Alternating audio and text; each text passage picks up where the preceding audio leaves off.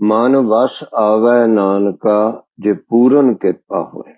ਪੂਰੀ ਕਿਰਪਾ, ਥੋੜੀ ਵੀ ਨਹੀਂ, ਪੂਰੀ ਕਿਰਪਾ ਸਤਿਗੁਰੂ ਦੀ ਹੋਵੇ ਤਾਂ ਜਾ ਕੇ ਮਨ ਵਸ ਆਉਂਦਾ। ਇਸ ਕਰਕੇ ਆਪਾਂ ਸਾਰਿਆਂ ਨੂੰ ਪੂਰੀ ਕਿਰਪਾ ਗੁਰੂ ਦੀ ਮਿਲਣੀ ਕਰੀਬ ਕਰੀਬ ਅਸੰਭਵ ਹੈ, ਅਤਿਅੰਤ ਕਠਿਨ ਹੈ। ਸੋ ਪਿਆਰਿਓ, ਆਪਾਂ ਮਨ ਵਸ ਕਰਨ ਦੀ ਬਜਾਏ ਮਨ ਦਾ ਟਿਕਾ ਵੇਖੀਏ ਕਿ ਸਾਡੇ ਮਨ ਦਾ ਟਿਕਾ ਕਿਵੇਂ ਹੋ ਸਕਦਾ। ਉਹਦੇ ਵਾਸਤੇ ਪਹਿਲਾਂ ਆਪਾਂ ਇਹ ਸਮਝੀਏ ਕਿ ਸਾਡੇ ਮਨ ਦਾ ਟਿਕਾ ਕਿਉਂ ਨਹੀਂ ਹੁੰਦਾ ਅਤੇ ਕਿਉਂ ਹੁੰਦਾ। ਜਿਨ੍ਹਾਂ ਕੰਮਾਂ ਵਿੱਚ ਸਾਡੇ ਮਨ ਦਾ ਟਿਕਾ ਹੁੰਦਾ ਉਹ ਕਿਉਂ ਹੁੰਦਾ, ਸਾਡੇ ਮਨ ਦਾ ਟਿਕਾ ਕਿਉਂ ਨਹੀਂ ਹੁੰਦਾ, ਪਹਿਲਾਂ ਇਹ ਸਮਝਣ ਦੀ ਲੋੜ ਹੈ। ਜਿਵੇਂ ਆਪਾਂ ਮੋਮਬੱਤੀ ਜਾਂ ਦੀਵਾ ਬਾਲ ਕੇ ਰੱਖੀਏ, ਥੋੜੀ ਥੋੜੀ ਜਿਹੀ ਹਵਾ ਚੱਲਦੀ ਹੋਵੇ, ਉਹਦੇ ਵਿੱਚ ਉਹਦੀ ਲਾਟ ਹਰ ਵੇਲੇ ਹਿੱਲਦੀ ਹੀ ਰਹਿੰਦੀ ਹੈ। ਜਿੰਨਾ ਮਰਜੀ ਜ਼ੋਰ ਲਾਈ ਜੋ ਹਿਲਦੀ ਰਹਿੰਦੀ ਹੈ। ਉਹਦੇ ਦੁਆਲੇ ਹੱਥ ਕਰੋ, ਬੁਝਣੋਂ ਤੇ ਵੱਜ ਜਾਏਗਾ, ਪਰ ਉਹ ਹਿੱਲਣੋਂ ਨਹੀਂ ਹਟਦੀ। ਇਸੇ ਤਰ੍ਹਾਂ ਜੇ ਆਪਾਂ ਥਾਲੀ ਵਿੱਚ ਪਾਣੀ ਪਾ ਕੇ ਰੱਖ ਦਈਏ, ਉਤੋਂ ਟੂਟੀ ਵਿੱਚੋਂ ਇੱਕ ਇੱਕ ਦੋ ਦੋ ਤੁਪਕੇ ਲਗਾਤਾਰ ਡਿੱਗਦੇ ਰਹਿਣ, ਉਹ ਪਾਣੀ ਸਥਿਰ ਨਹੀਂ ਹੋ ਸਕਦਾ, ਟਿਕ ਨਹੀਂ ਸਕਦਾ। ਜਿਹੜੀਆਂ ਦੋ ਚੀਜ਼ਾਂ ਮੈਂ ਦੋ ਪ੍ਰਮਾਣ ਆਪ ਜੀ ਨੂੰ ਦੱਸੇ ਨੇ, ਆਪ ਜੀ ਇਹ ਕਰਕੇ ਦੇਖ ਲਓ। ਇਸੇ ਹੀ ਤਰ੍ਹਾਂ ਵਿਹਾਰਿਕ ਜੀਵਨ ਜਿਉਂਦਿਆਂ, ਗ੍ਰਸਤੀ ਜੀਵਨ, ਵਿਹਾਰਿਕ ਜੀਵਨ ਜਿਉਂਦਿਆਂ, ਵਿਹਾਰ ਕਰਦਿਆਂ ਸਾਡਾ ਮਨ ਕਿਸੇ ਵੀ ਇੱਕ ਚੀਜ਼ ਵਿੱਚ, ਸਿਰਫ ਪ੍ਰਭੂ ਨਹੀਂ, ਕਿਸੇ ਵੀ ਇੱਕ ਚੀਜ਼ ਵਿੱਚ, ਮੁੰਡੇ ਵਿੱਚ, ਕੁੜੀ ਵਿੱਚ, ਬੰਦੇ ਚ, ਜਨਾਨੀ ਵਿੱਚ, ਯੁੱਧ ਵਿੱਚ, ਪ੍ਰੇਮ ਵਿੱਚ, ਈਰਖਾ ਵਿੱਚ, ਨਫ਼ਰਤ ਵਿੱਚ, ਕਿਸੇ ਵੀ ਇੱਕ ਚੀਜ਼ ਵਿੱਚ ਨਹੀਂ ਟਿਕ ਸਕਦਾ। ਇਹ ਪੱਥਰ ਤੇ ਲਕੀਰ ਹੈ, ਕਿਉਂਕਿ ਹਰ ਵੇਲੇ ਹਾਲਾਤ ਬਦਲਦੇ ਨੇ ਅਤੇ ਹਾਲਾਤ ਜਿਹੜੇ ਨੇ, ਜਿਵੇਂ ਹਵਾ ਦੀਵੇ ਦੀ ਲਾਟ ਨੂੰ ਹਿਲਾਉਂਦੀ ਏ, ਜਿਵੇਂ ਟੂਟੀ ਚੋਂ ਡਿੱਗਦੇ ਪਾਣੀ ਦੇ ਤੁਪਕੇ ਪਾਣੀ ਨੂੰ ਹਿਲਾਉਂਦੇ ਨੇ, ਇਸੇ ਤਰ੍ਹਾਂ ਉਹ ਸਾਡੇ ਮਨ ਨੂੰ ਵਿਚਲਿਤ ਕਰਦੇ ਰਹਿੰਦੇ ਨੇ। ਸੋ ਇੱਕ ਗੱਲ ਤਾਂ ਪੱਕੀ ਗੰਢ ਪੱਲੇ ਬੰਨ ਲਓ ਕਿ ਵਿਹਾਰਿਕ ਸੰਸਾਰਿਕ ਗ੍ਰਸਤੀ ਜੀਵਨ ਜਿਉਂਦਿਆਂ ਪ੍ਰਭੂ ਵਿੱਚ, ਗੁਰੂ ਵਿੱਚ ਲੰਬੇ ਸਮੇਂ ਵਾਸਤੇ ਸਾਡਾ ਮਨ ਨਹੀਂ ਟਿਕ ਸਕਦਾ, ਇੱਕ ਚਿੱਤ ਅਸੀਂ ਨਹੀਂ ਹੋ ਸਕਦੇ, ਇਹ ਪੱਕਾ ਹੀ ਹੈ। ਉਸ ਤੋਂ ਅੱਗੇ ਇਹਦਾ ਮੈਂ ਪ੍ਰਮਾਣ ਪਹਿਲੋਂ ਵੀ ਆਪ ਜੀ ਨੂੰ ਦਿੱਤਾ ਸੀ, ਫਿਰ ਦੇ ਰਿਹਾ ਕਿ ਸਾਡਾ ਮਨ ਪ੍ਰਭੂ ਪ੍ਰੇਮ ਵਿੱਚ ਭਿੱਜ ਕੇ ਕਿਵੇਂ ਟਿਕ ਸਕਦਾ ਵਿਹਾਰਿਕ ਜੀਵਨ ਵਿੱਚ। ਜਦੋਂ 10 ਸਕਿੰਟ ਸਾਨੂੰ ਜਲ ਦਾ ਗਲਾਸ ਛਕਦਿਆਂ ਲੱਗਦੇ ਨੇ, 10 ਸਕਿੰਟ ਜਲ ਦਾ ਗਲਾਸ ਛਕਦਿਆਂ ਸਾਡਾ ਮਨ ਨਹੀਂ ਟਿਕਦਾ।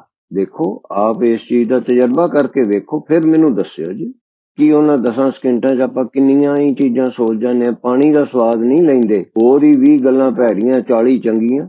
ਸੋ ਇਸ ਕਰਕੇ ਸਾਧੂ ਮਹਾਤਮਾ ਜਿਹੜੇ ਇਕਾਂਤ ਵਿੱਚ ਜਾ ਕੇ ਬੈਠਦੇ ਨੇ, ਕਦੀ ਜੰਗਲਾਂ ਵਿੱਚ ਵੀ ਜਾ ਕੇ ਬੈਠਦੇ ਸੀ, ਉਹ ਇਕਾਂਤ ਵਿੱਚ ਵਿਹਾਰਿਕ ਗ੍ਰਸਤੀ ਜੀਵਨ ਨੂੰ ਛੱਡ ਕੇ ਜਾ ਕੇ ਬੈਠਣ ਦਾ ਇੱਕ ਬਹੁਤ ਵੱਡਾ ਕਾਰਨ ਇਹ ਹੈ ਕਿ ਉੱਥੇ ਬੈਠਿਆਂ ਉਹਨਾਂ ਨੂੰ ਮਨ ਵਿਚਲਿਤ ਕਰਨ ਵਾਲੀਆਂ ਘਟਨਾਵਾਂ ਘੱਟ ਤੋਂ ਘੱਟ ਹੁੰਦੀਆਂ ਨੇ ਜਾਂ ਬਿਲਕੁਲ ਨਹੀਂ ਹੁੰਦੀਆਂ। ਸੋ ਇਸ ਕਰਕੇ ਆਪਾਂ ਸਭ ਤੋਂ ਪਹਿਲੀ ਗੱਲ ਇਹ ਪ੍ਰਵਾਨ ਕਰੀਏ ਸਚਾਈ ਨੂੰ ਕਿ ਸਾਡਾ ਮਨ ਪ੍ਰਭੂ ਪ੍ਰੇਮ ਵਿੱਚ, ਪ੍ਰਭੂ ਨਾਲ, ਗੁਰੂ ਕੀ ਮੂਰਤ ਉੱਤੇ ਲੰਬੇ ਸਮੇਂ ਵਾਸਤੇ ਨਹੀਂ ਟਿਕ ਸਕਦਾ ਜਿੰਨਾ ਚਿਰ ਅਸੀਂ ਵਿਹਾਰਿਕ ਗ੍ਰਸਤੀ ਜੀਵਨ ਜਿਉਂਦੇ ਹਾਂ।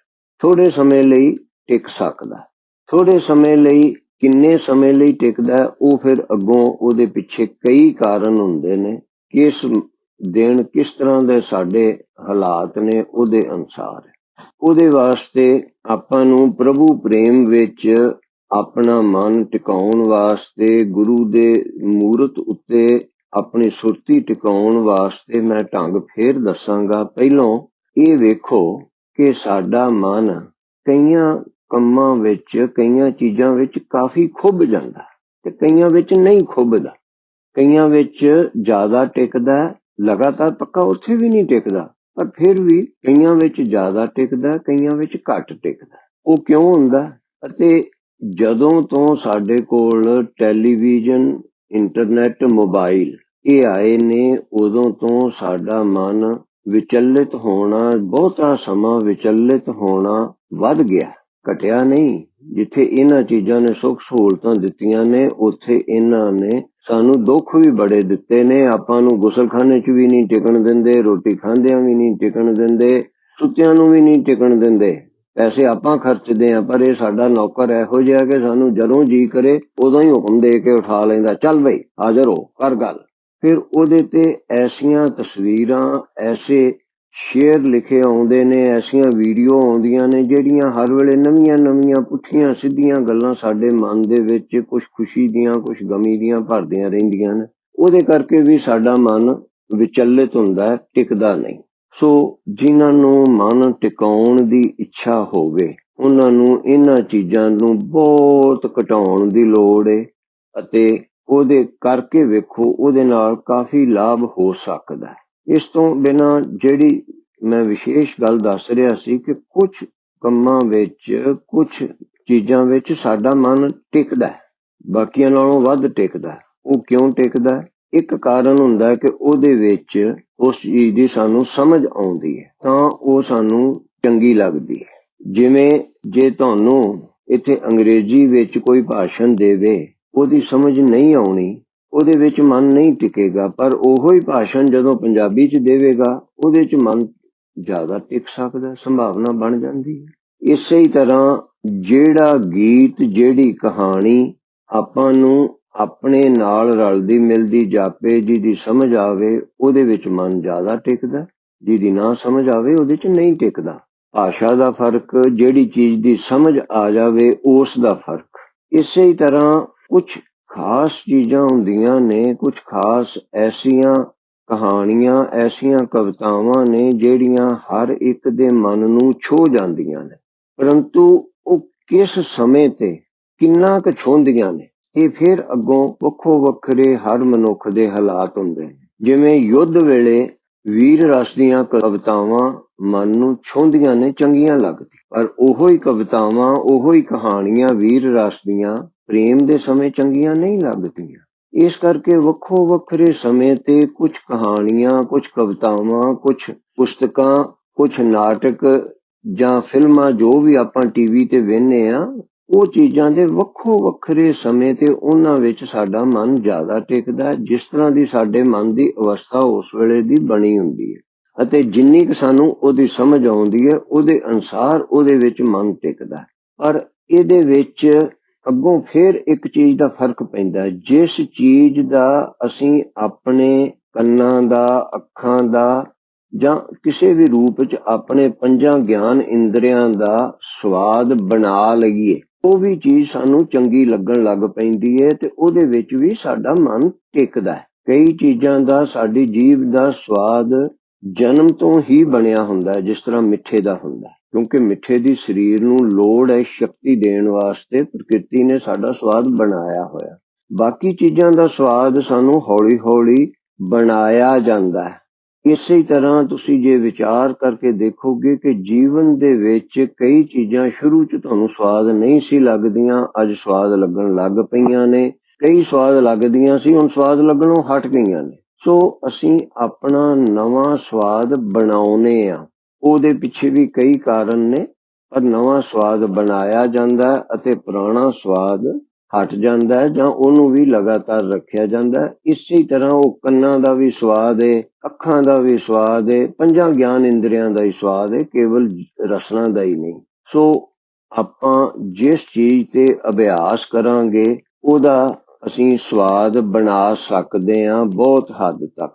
ਸੰਪੂਰਨ ਸਫਲਤਾ ਹੋਣੀ ਉਹ ਤਾਂ ਬੜੀ ਕਠਿਨ ਹੈ, ਪਰ ਫਿਰ ਵੀ ਉਹਦੇ ਵਿੱਚ ਕੁਝ ਲਾਭ ਹੋ ਸਕਦਾ। ਜੇ ਆਪਾਂ ਗੁਰੂ ਪ੍ਰੇਮ ਦੀਆਂ ਕਹਾਣੀਆਂ, ਗੁਰੂ ਪ੍ਰੇਮ ਦੇ ਸ਼ਬਦ ਸੁਣਾਂਗੇ, ਲਗਾਤਾਰ ਸੁਣੀ ਜਾਵਾਂਗੇ, ਤਾਂ ਉਹਦੇ ਨਾਲ ਸਾਡਾ ਉਹ ਸੁਣਨ ਵਾਲੇ ਕੰਨਾਂ ਦਾ ਸਵਾਦ ਸਾਡਾ ਬਣ ਜਾਏਗਾ। ਸਾਨੂੰ ਉਹ ਗੱਲਾਂ ਲਗਾਤਾਰ ਚੰਗੀਆਂ ਲੱਗਣ ਲੱਗ ਪੈਣਗੀਆਂ। ਹੌਲੀ ਹੌਲੀ ਹੌਲੀ ਹੌਲੀ ਫਿਰ ਪ੍ਰੇਮ ਬਣਦਾ ਜਾਂਦਾ, ਫਿਰ ਮਨ ਉਧਰ ਨੂੰ ਟਿਕਦਾ, ਉਸ ਪਾਸੇ ਨੂੰ ਟਿਕਦਾ। ਇਸੇ ਤਰ੍ਹਾਂ ਹੋਰ ਕਈ ਤਰੀਕੇ ਨੇ, ਬਾਕੀ ਫੇਰ ਬੇਨਤੀ ਕਰਾਂਗਾ ਤੁਹਾਨੂੰ, ਹੁਣ ਇੱਥੇ ਸਮਾਪਤ ਕਰਦਾ।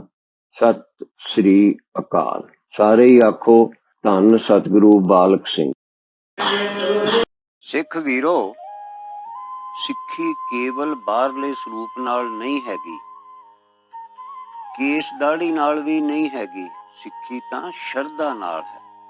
ਗੁਰਬਾਣੀ ਵਿੱਚ ਸਤਿਗੁਰੂ ਜੀ ਨੇ ਲਿਖਿਆ ਹੋਇਆ, ਮੇਰੇ ਪ੍ਰਭ ਸਰਦਾ ਭਗਤ ਮਨ ਭਾਵੈ। ਇਸ ਕਰਕੇ ਜੇ ਤੁਹਾਡੇ ਬੱਚੇ ਕੇਸ ਦਾੜੀ ਕਟਵਾ ਵੀ ਲੈਣ ਤਾਂ ਉਹਨਾਂ ਨੂੰ ਪਤਿਤ ਆਖ ਕੇ ਆਪਣੇ ਤੋਂ ਦੂਰ ਨਾ ਕਰੋ। ਉਹਨਾਂ ਨੂੰ ਇਹ ਨਾ ਆਖੋ ਕਿ ਤੂੰ ਹੁਣ ਸਿੱਖ ਨਹੀਂ ਰਹਿ ਗਿਆ, ਤੂੰ ਪਤਿਤ ਹੋ ਗਿਆ। ਆਪ ਜੀ ਸਾਰਿਆਂ ਨੂੰ ਸੋਚਣ ਦੀ ਲੋੜ ਹੈ। ਜੇਕਰ ਮਹਾਰਾਜਾ ਰਣਜੀਤ ਸਿੰਘ ਗੁਰਬਾਣੀ ਵਿੱਚ ਲਿਖੇ ਤੋਂ ਵਿਰੁੱਧ ਜਾ ਕੇ ਹਰ ਰੋਜ਼ ਸ਼ਰਾਬ ਪੀ ਕੇ ਵੀ ਸਿੱਖ ਸੀ, ਜੇ ਮਹਾਰਾਜਾ ਰਣਜੀਤ ਸਿੰਘ ਕਈ ਵਿਆਹ ਕਰਵਾ ਕੇ, ਕਈ ਕੰਜਰੀਆਂ ਰੱਖ ਕੇ, ਹਰ ਰੋਜ਼ ਸ਼ਰਾਬ ਪੀ ਕੇ ਜੇ ਉਹ ਪ੍ਰਵਾਨਿਤ ਸਿੱਖ ਹੋ ਸਕਦਾ ਹੈ, ਜੇ ਮਹਾਰਾਜਾ ਰਣਜੀਤ ਸਿੰਘ ਕਈ ਕੰਜਰੀਆਂ ਰੱਖ ਕੇ ਤੇ ਸ਼ਰਾਬ ਪੀ ਕੇ ਸਿੱਖੀ ਤੋਂ ਖਾਰਿਜ ਨਹੀਂ ਹੁੰਦਾ, ਜੇ ਮਹਾਰਾਜਾ ਰਣਜੀਤ ਸਿੰਘ ਪਤਿਤ ਨਹੀਂ ਹੋਇਆ, ਉਸ ਨੂੰ ਆਪਾਂ ਸਿੱਖਾਂ ਦਾ ਮਹਾਰਾਜਾ ਮੰਨਦੇ ਹਾਂ ਤੇ ਉਸ ਦੇ ਰਾਜ ਨੂੰ ਆਪਾਂ ਸਿੱਖ ਰਾਜ ਮੰਨਦੇ ਹਾਂ, ਤਾਂ ਸਿੱਖ ਵੀਰੋ ਫਿਰ ਤੁਹਾਡੇ ਬੱਚੇ ਕਿਵੇਂ ਪਤਿਤ ਹੋ ਗਏ? ਇਸ ਕਰਕੇ ਆਪਣੇ ਬੱਚਿਆਂ ਨੂੰ ਪਤਿਤ ਹੋ ਗਿਆ, ਤੂੰ ਸਿੱਖ ਨਹੀਂ ਰਿਹਾ ਆਖ ਕੇ ਆਪਣੇ ਘਰੋਂ ਨਾ ਕੱਢੋ, ਉਹਨਾਂ ਨੂੰ ਦੂਰ ਨਾ ਕਰੋ, ਉਹਨਾਂ ਨੂੰ ਪਿਆਰ ਕਰੋ। ਸਤਿਗੁਰੂ ਜੀ ਦੀਆਂ ਕਰਾਮਾਤਾਂ ਦੀਆਂ ਸਾਖੀਆਂ ਸੁਣਾਓ। ਜਦੋਂ ਪਿਆਰ ਕਰੋਗੇ ਹੌਲੀ ਹੌਲੀ ਕੇਸ ਦਾੜੀ ਵੀ ਰੱਖ ਲੈਣਗੇ। ਕੇਸ ਦਾੜੀ ਨਾਲੋਂ ਸ਼ਰਧਾ ਹੋਣੀ ਜ਼ਿਆਦਾ ਜ਼ਰੂਰੀ ਹੈ। ਜੇ ਉਹ ਕੇਸ ਦਾੜੀ ਨਹੀਂ ਵੀ ਰੱਖਦੇ ਤਾਂ ਵੀ ਉਹ ਸਿੱਖ ਨੇ, ਉਹਨਾਂ ਦੀ ਸ਼ਰਧਾ ਵਧਾਓ, ਕਿਉਂਕਿ ਸਿੱਖੀ ਸ਼ਰਧਾ ਨਾਲ ਹੈ, ਬਾਹਰਲੇ ਸਰੂਪ ਨਾਲ ਨਹੀਂ, ਸਿੱਖੀ ਕੇਸ ਦਾੜੀ ਨਾਲ ਨਹੀਂ। ਸ਼ਰਧਾ ਵਧਾਓ ਆਪਣੇ ਬੱਚਿਆਂ ਦੀ, ਬੱਚਿਆਂ ਨੂੰ ਦੂਰ ਕਰਕੇ ਪਤਿਤ ਆਖ ਕੇ ਸਿੱਖ ਪੰਥ ਘਟਾਓ ਨਾ ਜੀ, ਮੇਰੀ ਬੇਨਤੀ ਪ੍ਰਵਾਨ ਕਰੋ। ਸਿੱਖ ਪੰਥ ਯਾਨੀ ਸਿੱਖ ਧਰਮ ਹਿੰਦੂਆਂ ਵਿੱਚੋਂ ਬਣਿਆ ਅਤੇ ਮੁਸਲਮਾਨਾਂ ਦੇ ਸਮੇਂ ਵਿੱਚ ਹੀ ਇਹ ਧਰਮ ਬਣਿਆ, ਕਿਉਂਕਿ ਸਤਿਗੁਰੂ ਨਾਨਕ ਸੱਚੇ ਪਾਤਸ਼ਾਹ ਮੁਸਲਮਾਨਾਂ ਦੇ ਸਮੇਂ ਵਿੱਚ ਹੀ ਪ੍ਰਗਟ ਹੋਏ, ਜਿਸ ਨੂੰ ਕਿ ਮੁਗਲ ਕਾਲ ਵੀ ਕਿਹਾ ਜਾਂਦਾ ਹੈ। ਉਸੇ ਸਮੇਂ ਵਿੱਚ ਹੀ, ਮੁਗਲ ਕਾਲ ਵਿੱਚ ਹੀ ਇਹ ਧਰਮ ਵਧਿਆ ਫੁੱਲਿਆ। ਇਸ ਕਰਕੇ ਸਿੱਖ ਧਰਮ ਉੱਤੇ ਹਿੰਦੂ ਅਤੇ ਮੁਸਲਮਾਨ ਦੋਹਾਂ ਦਾ ਹੀ ਪ੍ਰਭਾਵ ਹੈ। ਭਾਵ ਉਹਨਾਂ ਦੀਆਂ ਪਰੰਪਰਾਵਾਂ ਅਤੇ ਰੀਤੀ ਰਿਵਾਜ ਸਾਡੇ ਪੰਥ ਵਿੱਚ ਆਏ ਹੋਏ ਨੇ। ਹਿੰਦੂਆਂ ਵਿੱਚੋਂ ਬਣਿਆ ਹੋਣ ਕਰਕੇ ਹਿੰਦੂਆਂ ਵਾਲੇ ਬਹੁਤ ਜ਼ਿਆਦਾ ਸੰਸਕਾਰ ਸਿੱਖ ਪੰਥ ਵਿੱਚ ਹਨ, ਕਿਉਂਕਿ ਸਤਿਗੁਰੂ ਨਾਨਕ ਸੱਚੇ ਪਾਤਸ਼ਾਹ ਜੀ ਤੋਂ ਲੈ ਕੇ ਸਾਡੇ ਸਾਰੇ ਗੁਰੂ ਸਾਹਿਬਾਨ ਹੀ ਵਿਸ਼ੇਸ਼ ਰੂਪ ਦੇ ਵਿੱਚ ਪਹਿਲੇ 3 ਪਾਤਸ਼ਾਹੀਆਂ ਉਹ ਤਾਂ ਹਿੰਦੂ ਪਰਿਵਾਰਾਂ ਵਿੱਚ ਹੀ ਪ੍ਰਗਟ ਹੋਏ ਸਨ। ਤੋ ਉਸ ਤੋਂ ਬਾਅਦ ਵੀ ਜਿੰਨੇ ਕਰੋੜਾਂ ਸਿੱਖ ਬਣੇ, ਭਾਵੇਂ ਅੰਮ੍ਰਿਤਧਾਰੀ ਤਾਂ 10ਵੇਂ ਪਾਤਸ਼ਾਹ ਵੇਲੇ ਬਣਦੇ ਨੇ, ਪਰ ਬਾਕੀ ਦੇ ਜਿਹੜੇ ਵੀ ਕਰੋੜਾਂ ਸਿੱਖ ਬਣੇ, ਸਤਿਗੁਰੂ ਜੀ ਦੇ ਸ਼ਰਧਾਲੂ ਬਣੇ, ਉਹਨਾਂ ਵਿੱਚ ਬਹੁ ਗਿਣਤੀ ਹਿੰਦੂਆਂ ਵਿੱਚੋਂ ਸੀ। ਇਸ ਕਰਕੇ ਇਹਦੇ ਵਿੱਚ ਸਾਡੇ ਪੰਥ ਵਿੱਚ ਹਿੰਦੂਆਂ ਵਾਲੇ ਬਹੁਤ ਸਾਰੇ ਸੰਸਕਾਰ, ਉਹਨਾਂ ਵਾਲੀਆਂ ਬਹੁਤ ਸਾਰੀਆਂ ਪਰੰਪਰਾਵਾਂ ਨੇ ਅਤੇ ਉਹਨਾਂ ਦਾ ਸਾਡੇ ਤੇ ਬਹੁਤ ਜ਼ਿਆਦਾ ਪ੍ਰਭਾਵ ਹੈ। ਪਰ ਕਿਉਂਕਿ ਸਾਡਾ ਧਰਮ ਮੁਗਲ ਕਾਲ ਵਿੱਚ ਵਧਿਆ ਫੁੱਲਿਆ, ਇਸ ਕਰਕੇ ਮੁਸਲਮਾਨਾਂ ਦਾ ਵੀ ਸਾਡੇ ਉੱਤੇ ਕਾਫੀ ਪ੍ਰਭਾਵ ਹੈ, ਪਰ ਉਸ ਮੁਕਾਬਲੇ 'ਚ ਬਹੁਤ ਘੱਟ ਹੈ। ਦੋਹਾਂ ਧਰਮਾਂ ਦੇ ਹੀ ਰੀਤੀ ਰਿਵਾਜ ਸਾਡੇ ਵਿੱਚ ਆਏ ਹੋਏ ਨੇ, ਪਰੰਪਰਾਵਾਂ ਆਈਆਂ ਹੋਈਆਂ ਨੇ। ਉਹਨਾਂ ਪਰੰਪਰਾਵਾਂ ਵਿੱਚੋਂ ਜਾਂ ਉਹਨਾਂ ਰੀਤੀ ਰਿਵਾਜਾਂ ਵਿੱਚੋਂ ਅੱਜ ਦੇ ਯੁੱਗ ਵਿੱਚ ਜੋ ਧਾਰਮਿਕ ਪਰੰਪਰਾਵਾਂ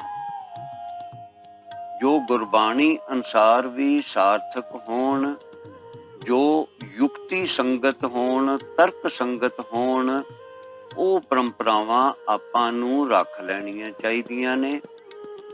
ਅਤੇ ਬਾਕੀ ਦੀਆਂ ਪੁਰਾਤਨ ਪਰੰਪਰਾਵਾਂ ਜਿਹੜੀਆਂ ਭਾਵੇਂ ਹਿੰਦੂਆਂ ਵਿੱਚੋਂ ਆਈਆਂ, ਮੁਸਲਮਾਨਾਂ ਵਿੱਚੋਂ ਆਈਆਂ ਜਾਂ ਕਿਤੋਂ ਵੀ ਆਈਆਂ, ਉਹ ਆਪਾਂ ਨੂੰ ਛੱਡ ਲੈਣੀਆਂ ਚਾਹੀਦੀਆਂ ਨੇ। ਪਰ ਸਾਰੀਆਂ ਪੁਰਾਤਨ ਪਰੰਪਰਾਵਾਂ ਛੱਡਣ ਵਾਲੀਆਂ ਨਹੀਂ ਹੁੰਦੀਆਂ। ਕੁਝ ਤਾਂ ਪੁਰਾਤਨ ਪਰੰਪਰਾਵਾਂ ਜਿਹੜੀਆਂ ਨੇ ਉਹਨਾਂ ਦੀ ਸਾਨੂੰ ਸਮਝ ਨਹੀਂ ਆਉਂਦੀ, ਅਸੀਂ ਆਨੇ ਬੇਲੋੜੀਆਂ ਨੇ, ਉਹ ਛੱਡਣ ਦੀ ਲੋੜ ਨਹੀਂ ਹੁੰਦੀ। ਕੱਲ ਨੂੰ ਜਦੋਂ ਸਾਡੇ ਹੀ ਵਿਚਾਰ ਬਦਲ ਜਾਂਦੇ ਨੇ, ਸਾਨੂੰ ਉਹਨਾਂ ਦੀ ਸਮਝ ਆ ਜਾਂਦੀ, ਉਦੋਂ ਅਸੀਂ ਕਹਿੰਦੇ ਕਿ ਅਸੀਂ ਕਿਉਂ ਛੱਡ ਦਿੱਤੀ। ਇਸ ਕਰਕੇ ਆਪਾਂ ਨੂੰ ਸਾਰੀਆਂ ਪਰੰਪਰਾਵਾਂ ਪੁਰਾਤਨ ਤਾਂ ਨਹੀਂ ਛੱਡਣ ਦੀ ਲੋੜ, ਪਰ ਜਿਹੜੀਆਂ ਬਹੁਤੀਆਂ ਬੇਲੋੜੀਆਂ ਨੇ ਉਹਨਾਂ ਨੂੰ ਛੱਡ ਲੈਣਾ ਚਾਹੀਦਾ ਹੈ। ਜਿਹੜੀਆਂ ਚੰਗੀਆਂ ਨੇ ਉਹ ਰੱਖ ਲੈਣੀਆਂ ਚਾਹੀਦੀਆਂ ਨੇ। ਇਹ ਕਹਿਣ ਦੀ ਬਜਾਏ ਕਿ ਇਹ ਪਰੰਪਰਾ ਹਿੰਦੂਆਂ ਦੀ ਏ, ਅਸਾਂ ਨਹੀਂ ਰੱਖਣੀ, ਜਾਂ ਇਹ ਪਰੰਪਰਾ ਮੁਸਲਮਾਨਾਂ ਦੀ ਏ, ਇਸ ਕਰਕੇ ਅਸਾਂ ਨਹੀਂ ਰੱਖਣੀ। ਇਸ ਦੀ ਬਜਾਏ ਜਿਹੜੀ ਪਰੰਪਰਾ ਮਨੁੱਖ ਦੇ ਨਿੱਜੀ ਜੀਵਨ ਨੂੰ ਲਾਭ ਦਿੰਦੀ ਹੋਵੇ, ਸਾਡੇ ਸਮਾਜਿਕ ਜੀਵਨ ਨੂੰ ਲਾਭ ਦਿੰਦੀ ਹੋਵੇ, ਸਿੱਖ ਪੰਥ ਨੂੰ ਚੜ੍ਹਦੀ ਕਲਾ ਵੱਲ ਲੈ ਕੇ ਜਾਂਦੀ ਹੋਵੇ, ਉਸ ਪਰੰਪਰਾ ਨੂੰ ਅੱਜ ਦੇ ਯੁੱਗ ਦੇ ਅਨੁਸਾਰ, ਲੋੜ ਅਨੁਸਾਰ ਉਹਨੂੰ ਢਾਲ ਕੇ ਉਹਨੂੰ ਨਵਾਂ ਰੂਪ ਵੀ ਦਿੱਤਾ ਜਾ ਸਕਦਾ ਹੈ, ਜਾਂ ਪੁਰਾਤਨ ਰੂਪ ਵਿੱਚ ਵੀ ਰੱਖ ਕੇ ਉਹਨਾਂ ਪਰੰਪਰਾਵਾਂ ਨੂੰ ਸਾਨੂੰ ਰੱਖ ਲੈਣਾ ਚਾਹੀਦਾ। ਪਰ ਕਿਸੇ ਵੀ ਪਰੰਪਰਾ ਨੂੰ ਇਸ ਕਰਕੇ ਕਿ ਇਹ ਹਿੰਦੂਆਂ ਦੀ ਹੈ ਜਾਂ ਮੁਸਲਮਾਨਾਂ ਦੀ ਹੈ, ਸਾਨੂੰ ਨਹੀਂ ਛੱਡਣਾ ਚਾਹੀਦਾ। ਜਿਨ੍ਹਾਂ ਪਰੰਪਰਾਵਾਂ ਨਾਲ ਗੁਰਬਾਣੀ ਅਨੁਸਾਰ ਸਾਨੂੰ ਪ੍ਰਭੂ ਮਿਲਾਪ ਦਾ ਵਸੀਲਾ ਬਣਦਾ ਹੋਵੇ, ਉਹ ਪਰੰਪਰਾਵਾਂ ਵੀ ਰੱਖ ਲੈਣੀਆਂ ਚਾਹੀਦੀਆਂ ਨੇ। ਜਿਨ੍ਹਾਂ ਦਾ ਕੋਈ ਅੱਜ ਦੇ ਯੁੱਗ ਵਿੱਚ ਬਹੁਤਾ ਲਾਭ ਨਹੀਂ, ਉਹਨਾਂ ਨੂੰ ਛੱਡ ਲੈਣਾ ਚਾਹੀਦਾ।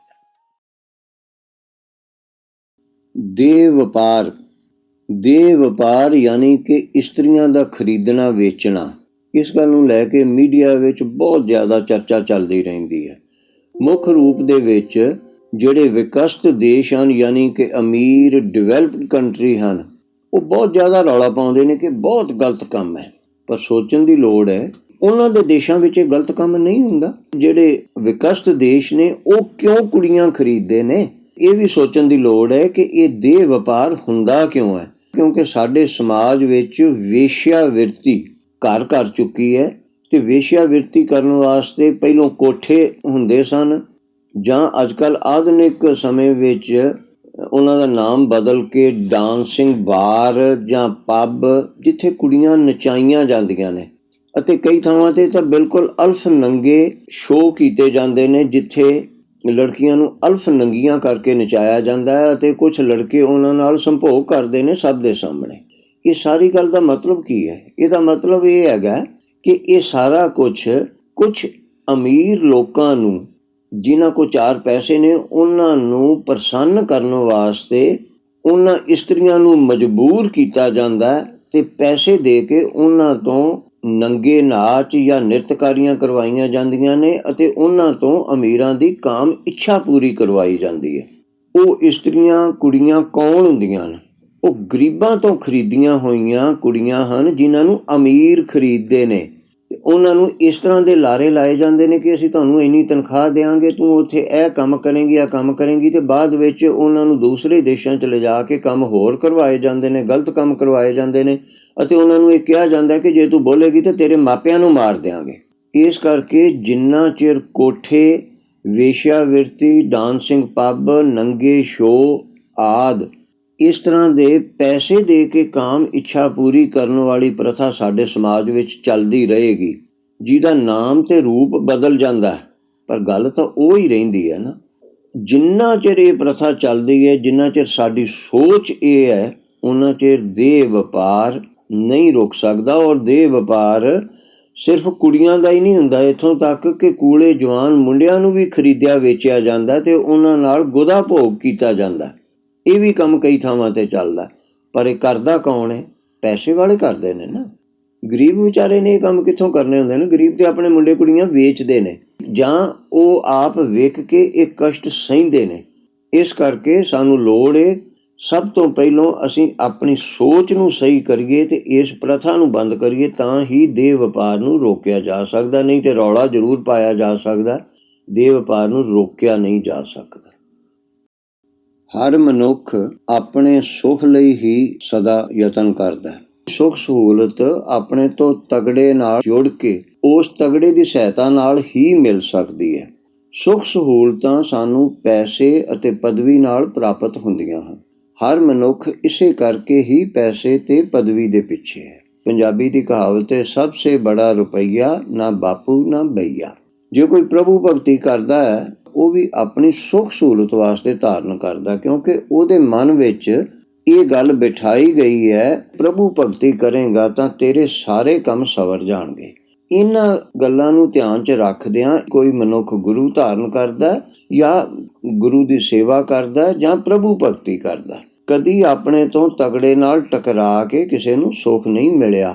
ਕਸ਼ਟ ਜ਼ਰੂਰ ਆਏ ਹਨ, ਕਿੰਨੇ ਆਉਂਦੇ ਹਨ ਇਹ ਇੱਕ ਵੱਖਰੀ ਗੱਲ ਹੈ। ਇਸ ਦਾ ਸਭ ਤੋਂ ਵੱਡਾ ਪ੍ਰਮਾਣ ਦੇਸ਼ ਭਗਤਾਂ ਦੇ ਹਾਲਾਤ ਨੇ ਕਿ ਦੇਸ਼ ਭਗਤਾਂ ਨੂੰ ਕਿੰਨੇ ਤਸੀਹੇ ਝੱਲਣੇ ਪਏ, ਕਿਉਂਕਿ ਉਹ ਆਪਣੇ ਤੋਂ ਵੱਡੇ ਨਾਲ ਟਕਰਾਏ ਸਨ। ਸਭ ਤੋਂ ਵੱਡੀ ਦੇਸ਼ ਵਿੱਚ ਸਰਕਾਰ ਹੁੰਦੀ ਹੈ। ਜਿਹੜਾ ਵੀ ਸਰਕਾਰ ਨਾਲ ਟਕਰਾਉਂਦਾ, ਭਾਵ ਆਪਣੇ ਤੋਂ ਵੱਡੇ ਨਾਲ ਟਕਰਾਉਂਦਾ, ਸਿਰਫ ਸਰਕਾਰ ਨਾਲ ਹੀ ਨਹੀਂ, ਆਪਣੇ ਪਿੰਡ 'ਚ ਆਪਣੇ ਮਹੱਲੇ ਦੇ ਵਿੱਚ ਰਹਿੰਦੇ ਵੀ ਆਪਣੇ ਤੋਂ ਕਿਸੇ ਵੱਡੇ ਸੇਠ MLA ਕਿਸੇ ਨਾਲ ਟਕਰਾ ਜਾਓ, ਉਹਨੂੰ ਕਸ਼ਟ ਆਉਣੇ ਹੀ ਆਉਣੇ ਹਨ। ਇਹ ਪ੍ਰਕਿਰਤੀ ਦਾ ਨਿਯਮ ਹੈ।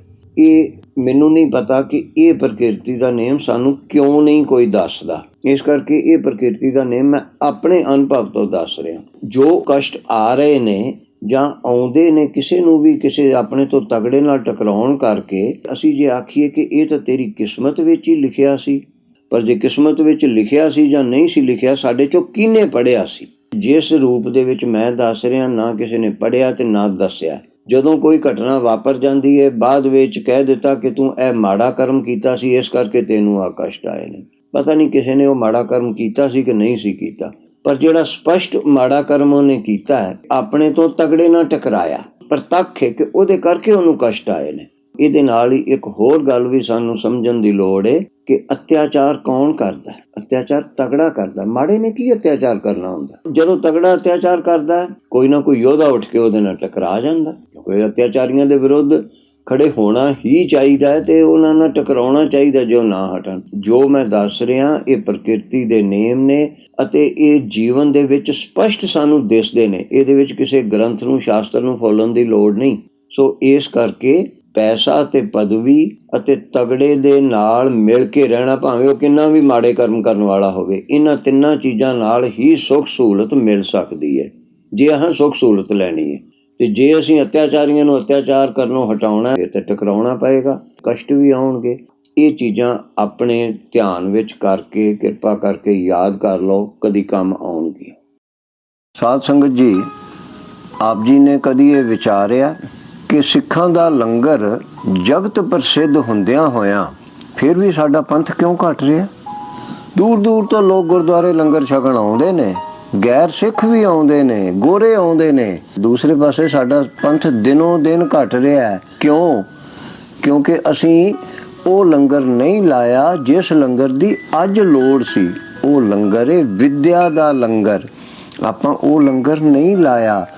ਆਪਾਂ ਸ਼ਾਹੀ ਪਨੀਰ ਤੇ ਜਲੇਬੀਆਂ ਦੇ ਲੰਗਰਾਂ ਦੇ ਉੱਤੇ ਲੱਖਾਂ ਰੁਪਏ ਖਰਚਾ ਕਰ ਦਿੱਤਾ, ਪਰ ਆਪਾਂ ਗਰੀਬ ਸਿੱਖ ਬੱਚਿਆਂ ਨੂੰ ਪੜ੍ਹਾਉਣ ਵਾਸਤੇ ਆਪਾਂ ਲੰਗਰ ਨਹੀਂ ਲਾਇਆ। ਸੋ ਮੇਰੀ ਬੇਨਤੀ ਪ੍ਰਵਾਨ ਕਰਕੇ ਕਿਰਪਾ ਕਰਕੇ ਇਸ ਪਾਸੇ ਧਿਆਨ ਦਿਓ ਤਾਂ ਕਿ ਸਾਡਾ ਸਿੱਖ ਪੰਥ ਘਟਣੋਂ ਬਚੇ ਤੇ ਸਾਡਾ ਪੰਥ ਵਧੇ। ਵਿਦਿਆ ਦਾ ਲੰਗਰ ਲਾਓ, ਸਤਿਗੁਰੂ ਜੀ ਖੁਸ਼ੀਆਂ ਬਖਸ਼ਣਗੇ।